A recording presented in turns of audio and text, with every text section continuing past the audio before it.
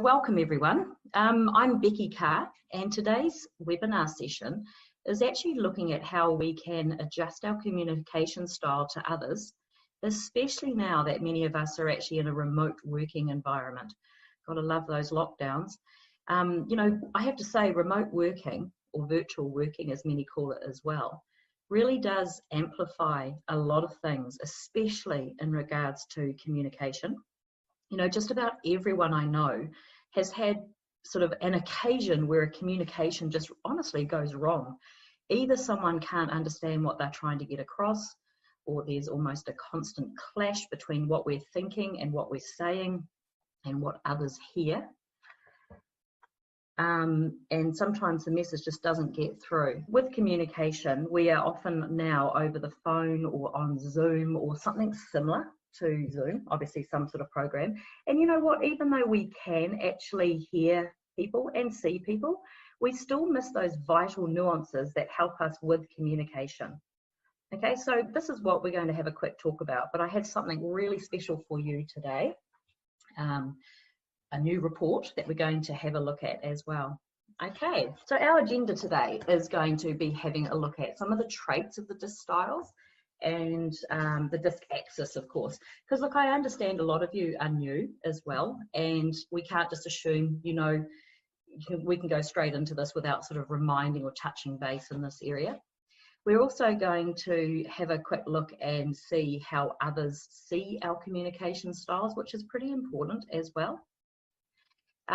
We're also going to have a look at using a character called Sam, and we're going to have a look at Sam's in this new report that we're going to have a look at as well. I won't say too much until we get there. We're going to have a look at the listening styles and some tips and tricks, and also venture out into emails and voice messages and some handy hints. Okay, so yeah, I think this is for 30 minutes, this is actually what we're going to do and what we can fit, but man, I'd love to be able to give you a heck of a lot more, so we might look at visiting that as well. So let's start. Look, even a quick Google brings up pages of definitions of communication. I've chosen a few because they actually highlight what good communication is, and that is being two-way. One-way communication leads to both boredom and non-involvement and misinterpretation. But communication is just as much about the how something is said as what the content of the message is. So all communication carries both content and intent. And if it's not, then it's just instruction. So one-way communication tends to be just instruction. Communication is two-way. So just think about what's actually happening right now with COVID-19. We all tend to filter conversations through pre-existing beliefs and attitudes. We feel strongly about, some people feel very strongly about this pandemic. So Facebook is full of strong opinions. And no amount of one-way communication, Facebook to them, or facts, will likely change that person's opinion. But you might change your opinion if you have a two-way conversation with that person, especially if you give them a chance to listen and respect what they're saying. So communication is a two-way process, back and forth, and it's going to be even more effective if we understand the style in which we speak and the style in which another person listens. So maybe the first issue that we should address is really, can we change our adapted styles? And of course, the answer is yes, but only if you want to. So let's just before we go there though, I just want to take a little look back at a slide that I really like, and we call it the theory of human capacity, which is fitting as it's based on the theory of how personalities actually affect our behaviours. We can adapt our persona or personality, whatever you want to call it, so we can adapt our skills and we can adapt our behaviours. Let's have a quick look. Many of you will be familiar with this one already. Actually, it's going to bring them all up so you can have a little look at them. So our human behaviour is influenced by human personality. Our personality from the behavioural point of view can be divided into different layers. The most important are these four. The first one is our cultural heritage. We show that in the diagram by the green circle in the very core or the centre of our personality. You know, this includes all the aspects we have adopted during our lives, like cultural norms, our values, our ethics, our morals. Look, I haven't got enough time to go deep into this today, but this slide is just so interesting. You would have done it when you did the practitioner course as well. So then our unconscious behaviour, shown by the blue circle and the blue slide. This is the way we prefer to respond to any stimulus. This is naturally how we express ourselves, our communication preferences even are locked in this, our preferences to communicate. Excuse me. The modifier between our unconscious behaviour and our conscious behaviour, so our unconscious behaviour and our conscious behaviour, is actually called the behavioural filters, and that's shown by the purple circle there. These filters restrict or widen our options, especially when it comes to communicating. They are distinctly individual, and we use these filters to change quite quickly, like learning communication differently. And you can see there it holds things like skills, knowledge, experience, expectations, all these different things. So of course these can be changed. So then finally, these affect the last one, which is our conscious behaviour, shown here as the red circle. These are our learned behaviours and what others see and what we'd like them to see. So how we've learned to respond, and much of what this webinar is about, we can actually learn to change responses where we want to, especially when it comes to our communication skills, the way we engage with people. Remember, every individual person's style is specifically unique to them, though for the sake of this webinar, it is possible to gather some general ideas and thoughts together that are likely to, you know, point out overall communication types. But we will be actually looking at a new report that gives very specific information as well. So let's have a little look. Okay, so just briefly, I'm just going to touch on how the DISC styles tend to like to communicate for those that are new. You know, if you're predominantly, your behaviour fits into that D style, that direct, your communication is likely to be shorter, to the point, directional, results oriented. Sometimes you might be a little bit less tolerant and come across quite confident in the way that you communicate as well. If your predominant personality fits into that I style, that influencer style, your communication is likely to be quite interactive. You might often repeat things, often talk in long sentences, be confident with lighter subjects, especially about people side of things, and very likely quite articulate. If you predominantly fit into the S style, the steady, you're likely to listen before you speak up. Okay, so you observe first, speak up second. You're probably less likely to voice your opinion loudly, unless your principles are stood on, of course. You prefer to share with people that you know, so familiar people, and be more comfortable when you are around a familiar team, to actually be a little bit more opinionated.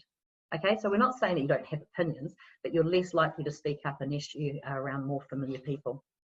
Lastly, if your predominant style is C style, your compliance style, you are more likely to want to deal in facts, evidence and detail, probably less small talk about the person and more about in-depth conversation and the task at hand.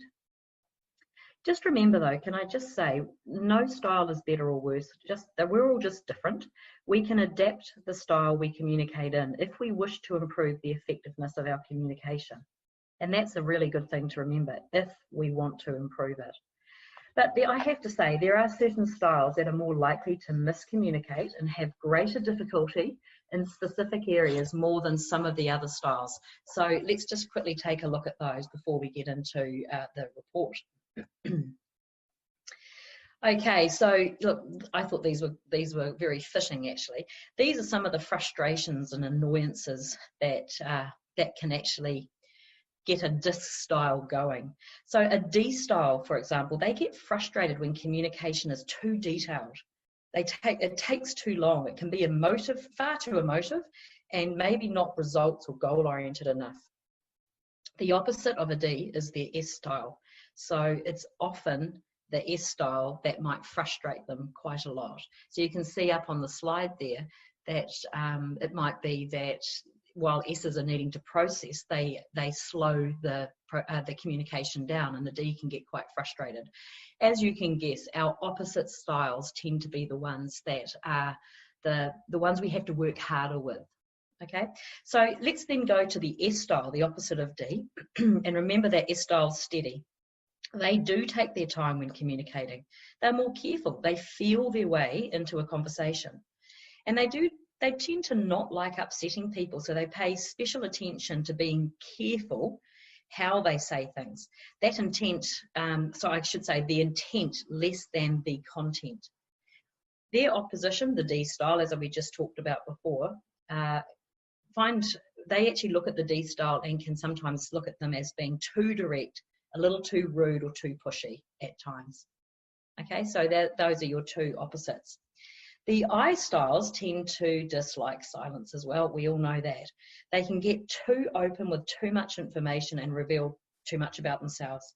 They can get off track more easily and seem to easily enjoy energy in the communication. Their opposite, the ones they find most difficult, are going to be the C types, who they find way too detailed, at times just a little bit clinical, and at times not stimulating enough with stories. Then, of course, the C style, right back at you, they deal in facts and evidence, and they listen before butting in and include lots of details in when they do talk. They take longer to communicate generally. Their opposites are these I styles, whom they think can ramble on, be fairly unstructured, and have too much small talk and chit chat needlessly before they actually get stuck into the main conversation. Boy, I tell you what, there's never been a time like right now for greater miscommunication with COVID and all these lockdowns going on. You know, many of us are working remotely from our homes at the moment, around the world and Australasia. So these types of miscommunications are very real at the moment. So, on that note, we have something for you. Ta-da! It's at this point I'd really like to introduce the new DISC system assessment called the Remote Worker Self-Study Book. Okay, so workbook, I should say. You need to know, just before we go into this too far, that this is actually a system report. So therefore, this particular report can't be branded or changed in any way. As you see it is how you'll need to use it. But I can tell you it is a great report and you'll enjoy it. Now, this workbook highlights communication, and it is designed for people working remotely. The purpose is to help them understand and then create a work environment and processes that best support their strongest behavioural traits. You know, it's not only about succeeding in a remote work environment, but it's also actually about enjoying it. Of course, the more you can adjust your routines, your communication, and your way of working to match your natural behavioural style, the more comfortable you will feel working remotely. With COVID, you would have already been aware working remotely is quite different to working in a traditional work environment. You know, we have both physical and often psychological distance to the rest of the organisation, and you know, that plays a real part in our behaviours. Communications with others is actually different. New requirements to schedule, organise, manage the workday are of course different as well. Collaboration is very different. So this report is definitely not about one behavioural style being better or worse. It's all about the styles and their different challenges and strengths in this remote working situation as well. Right, so how this new study guide works is, it's basically looking at several independent sections, in fact 3 independent sections. So you can actually focus on them in any order that you prefer, and I have them up there on the slide at the moment. But if you wanted to go in order, firstly, we look at the 5 key work factors that help you become successful in a remote work situation. You know, you may not be able to control all these factors fully, but all of them contain aspects that depend on how you organise your particular workday. The assessment is all about wanting to help you design a way of working that best suits you. So those 5 key factors, work factors, are self-directiveness, self-discipline, self-motivation, self-communication, and self-care. I don't have enough time to go into all of these today, but there may be another webinar coming up where I can go through all the descriptions and understand what they are. So the second part of the workbook there, as you will see, is 3 key mental factors that you'll need to have in order to be entitled to work remotely. They all depend on you. You know, they provide you with some tips and some aspects that can support developing these key attitudes, trustworthiness, and adaptability as well. Got tongue-tied there. The final part of the workbook actually focuses on where we're going to have a look at today. Excuse me. And that is working remotely. You know, working remotely actually doesn't mean working without contact or interaction from other people. We will cover the three, they cover the 3 contact factors, and we'll actually be looking at them again today as well, but they really do help you with your communication, and I have to say I really enjoy it. So first of all, there's communication, how to communicate with you. There's communication, how to communicate with the team, and communication, how to communicate with others in general. So today's webinar is not about going through all those different segments. You can, of course, get a sample of the report and go through in detail yourself to get a better understanding of what this is all about. But in this webinar, we're going to stay on topic of communication and use the report to outline some of what is in there for you as well. Okay, so to cover some of the points I want to make about adapting our communication style, especially in this remote working arrangement, I'm actually going to use an imaginary employee called Sam as an example. You know, Sam happens to be a high I, an influencer. His DISC assessment gives him some great advice about working remotely.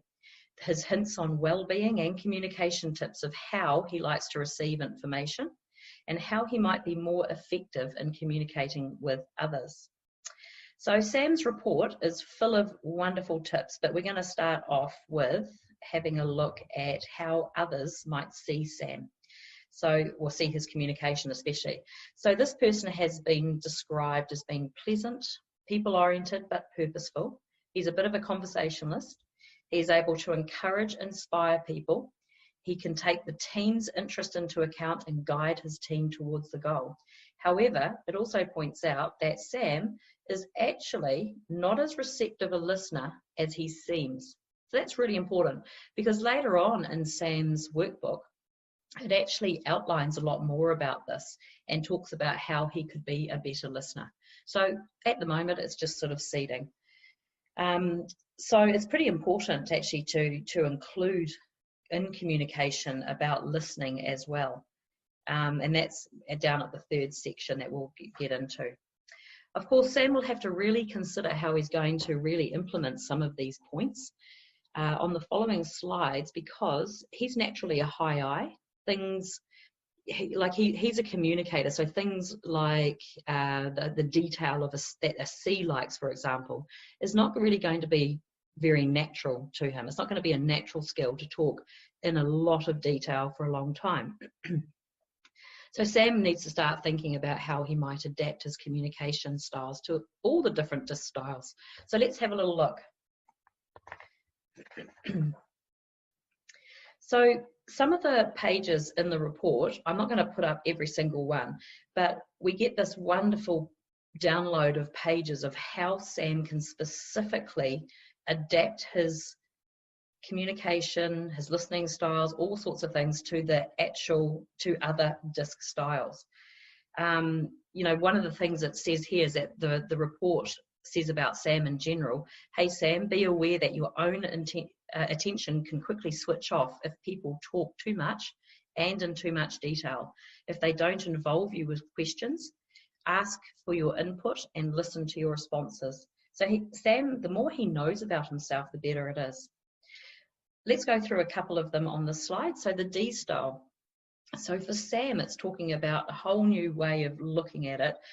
You know, Sam, you're going to probably find the D style communicators actually quite rude in a way. You like their directness, but not when it's aimed your way. You find their communication too one way, so learn to be a bit more specific. Cut down on repeating yourself. Try to know what you want to say before feeling your way through a conversation.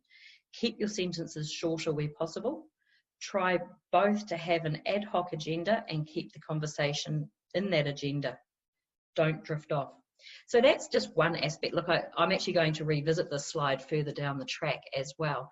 But you can just imagine how helpful that is when you're sitting here and thinking to yourself, I've got a Zoom meeting coming up with X person and they're likely to be a C. To actually sit and understand how I might feel about that conversation is actually very reflective, as well as some very handy tips and tricks on how I could actually be more effective with those people. I'm going to read one more, and that would be the C style. So again, I'll be visiting this later, but you know, when communicating with the C type, it's sometimes going to be a challenge. Sam can get the feeling that they don't really want to be communicating, or at least not with him. They are often straight to the point, more about the content than the intent, and sometimes feel a bit rude and can feel inflexible to opinions. So Sam's going to need some extra attention to stay focused as they work through the detail. He's going to have to prepare himself. Excuse me. I know myself, and being exposed to this sort of knowledge in relation to others, you know, about my own communication style, it's really helped me personally to be effective with my coaching style.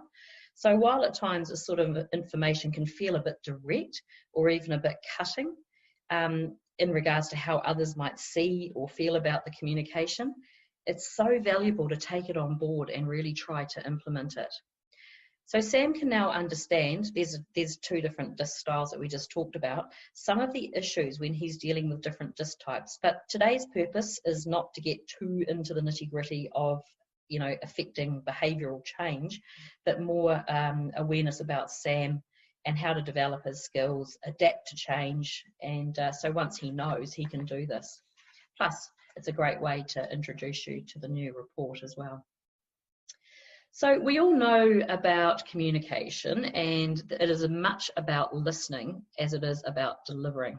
So this report also has pages of wonderful highlights that really help us understand how Sam listens. So the following list, you know, it focuses on some most topical aspects of how Sam, with his typical I style, usually listens. You know, don't forget that listening is a skill and it can be developed. Just to note though that these lists contain the listening skills these lists don't contain the listening skills that you may have acquired over time, but more focuses on the situations that are likely to be most natural for your style. Obviously, the higher the score is to the right, the more natural it is for you. The more it's to the left is less natural.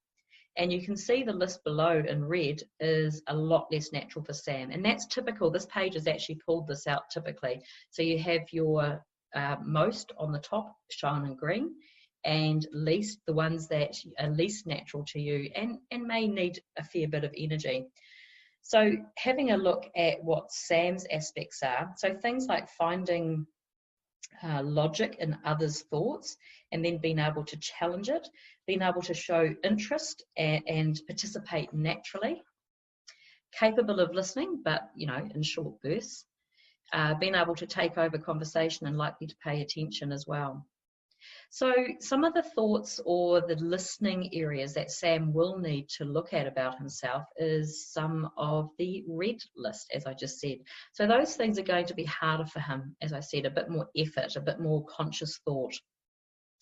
You know, focusing more on details than the big picture, focusing on listening without outward reaction, especially waiting to reply is a big one for eyes.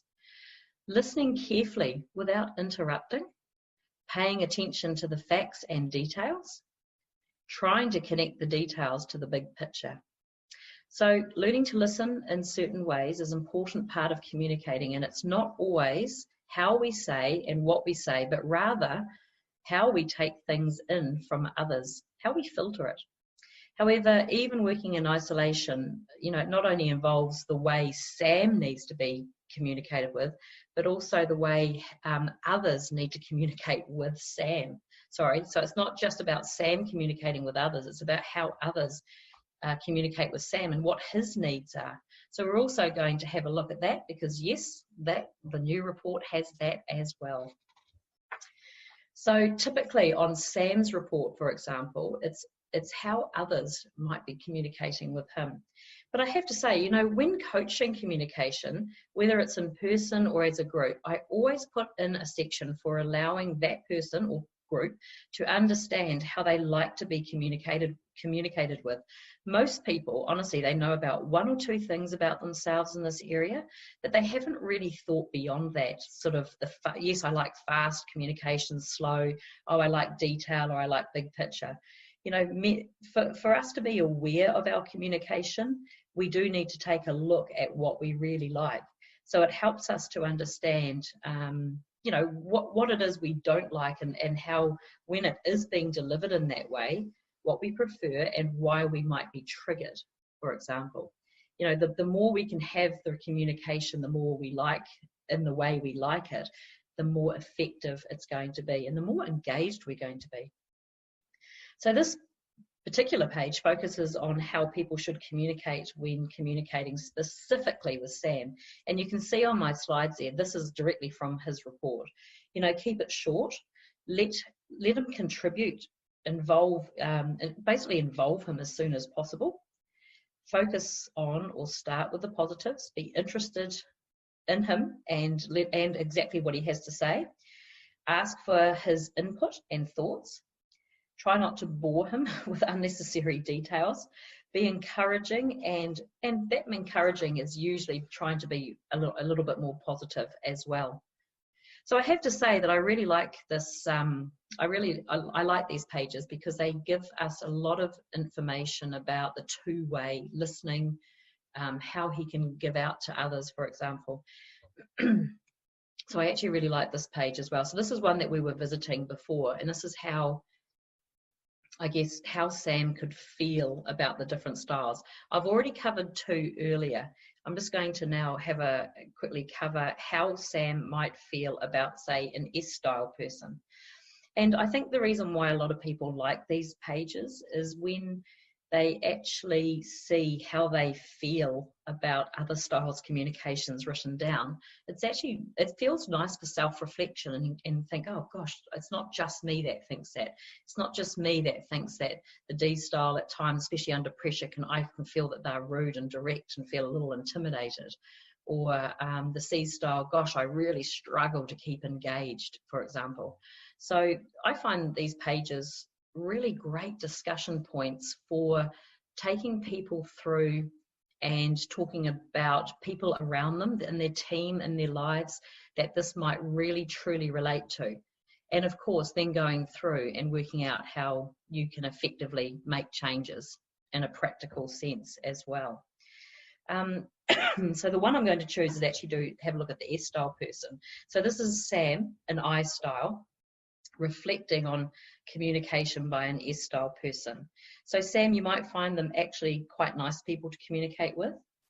It sometimes seems, in your opinion, difficult for them to initiate the discussion, and you may already be wondering if they have forgotten you or if there's something negative that they don't want to share with you. But when they talk, they are polite in trying to express their message in well-constructed and positive manner. You may find them a bit careful in verbalizing things, which can get a bit boring for you if it continues for a long time. You know, actually you find them quite good listeners. As you can see, we've gone through quite a few of them, but I just found this really interesting, so I wanted to make sure that you understood what was in there. It is different from the normal disc information that you may have seen before. This is slightly different way of putting things. Okay, so we are going to have a look at some slightly different forms of communication as well, not just verbal. So, you know, programs like Zoom and other programs, you know, the phone, all these types of things, we we verbalize. But what about flicking off that 100th email for the day? You know, sometimes we need to visit that good old communication via written language as well, because that is communication. So the report does cover this as well. And this page in the Remote Workers Report is all about emailing the styles. Considering just how much we actually use email, it's probably very applicable. So it has a few tips on how to adjust your typical emails when you are communicating with the different styles. So with emails, like any communication, the content is important. However, people often notice first what the email looks like, they form their opinion about the appearance, and only after that start reading. That's interesting to take on board. So I'm going to pick out some highlights that Sam will receive on his report. So I'm going to have a quick look at the good old D. Keeping it clear and succinct. Describe what can be achieved. Give options. The I style, when emailing an I style, focus on the people and positive things. Begin and end with something positive as well. Use emojis. Describe how it influences people, what needs to be in there, the content. The C style, describe things in a logical order. You know, keep structure. Use bullet points. Describe why, for example. And skipping down to the S style, describe it from others' viewpoints. Spin the topic from different viewpoints. Describe how it influences the future. Describe what will change, but also too important, how that may impact. Rationalize each option. So look, you can, when you get your sample report, you will be able to have a look at this, but it's a really great little page just for a few tips and tricks about writing emails as well. I actually found it amazing how interested people have been when it comes to some tips and tricks on writing emails. I guess we often skip over this particular area of communication. So I think people have been very open to learning about it a lot.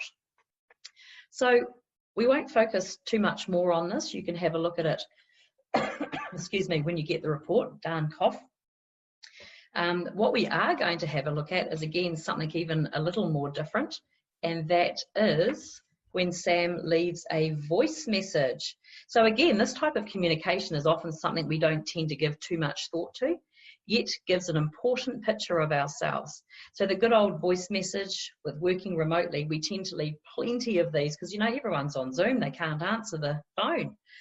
So when you leave a message, I guess for you, it's a chance to actually put a bit of our character down as well.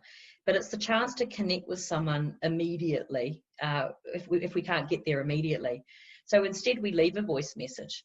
Similarly, with any communication, we also have our personal style of leaving messages. But have you actually ever given it any thought to what you say and how you leave a message? Are you one of those people that give a short, direct message, or maybe just your name and phone number? Or do you leave a long explanatory message about why you're calling and asking them to actually do the activity that you're connecting with them about and give them all the information about it? We can see on Sam's sample of a typical message a person with an I style would leave, and you can start reading that up there. And also then a typical analysis of how some people with different disc styles might typically react to that same message. So, hi, this is Sam. Hope you're having a great day. I just met this person who told me all about this interesting issues that you're working on at the moment. That is so cool. By the way, please call me back when you have a moment. I'd like to just chat it all over with you, for example. You know, some people may find that their mind starts drifting, they aren't really listening, or they're, you know, reading the message. They may get a feeling that you just called them for no reason and didn't really know if it was important for you to actually call it back as well. But as you can see here, you know, call you back are already busy without taking more of their time. So add something about what you are planning to talk about and perhaps how they could prepare for that call. So give them some structure or a plan, give them some very short information about why you're calling, for example, so they can prepare and ring you back. I actually lost track of how many times people just give me a call and hi Becky, and I hope to hear from you. Well, not even I hope to hear from you. They just sort of download, I hope your day is going well, see ya. And I'm thinking, was that just a friendly chat, or am I supposed to ring them back? So having a look and assessing your voice messages is pretty important. Okay, so look, I know that we're at time already, but there's just so much in this report. I've only literally touched on the third section with communication there. I'm hoping to look at doing some other webinars where we can get into the nitty-gritty of those other two sections as well.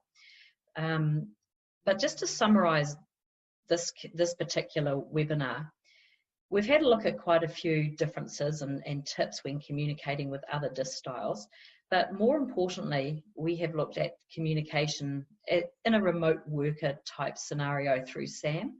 So just to summarize 4 points today, because we've had to be pretty quick with them, our communication style reflects our personality style. So some types we find really easy to communicate with, others we have to apply energy to stop and think and adapt. Secondly, communication is not just about what we say, not just the content, but it's actually how we deliver it, the intent as well. We know the best communication is two-way, and it takes into account other parties' style, perspective, and their needs. Thirdly, we actually can adapt if we want to, but it starts with, firstly, awareness and then knowledge. On top of that, of course, is the want to adapt, and that is the thing that can, all those three things together can make you more effective. Fourthly, yes, there's a new report available for you, and it is called the Remote Self-Study Workbook. So it is, again, can I just remind you, it's a system report, so it can't be branded, but you can run it like a normal report. And I have to say, this report's been amazing, especially during these times. As you now know, it highlights three main sections: individuals' work factors, the psychological factors, and the ones we've just briefly touched on today, which is the communication factors. So look, as usual, there's a copy of this webinar. It'll be available in the next few days. And if you are interested in using this new remote workers report, workbook, please email Jan at HR Profiling, and she will pop it into your account. So it's not going to be naturally put into your account. So HR Profiling will need to get some email from you. Okay, and that's jan.young@hrprofiling.com. I'm sure most of you will have her details anyway. Okay, well, thank you for listening today. Excuse the odd cough that's come through. I hope to maybe look at a few more webinars where we can go a little bit more in depth with the other two sections and really look at how that can be, I guess, implied or coached into your staff or employees or clients as well. So thanks for joining me today. I hope you got a few little bits out of it, and I hope it's seeded enough for you to look at getting that report put into your accounts. Thanks for joining.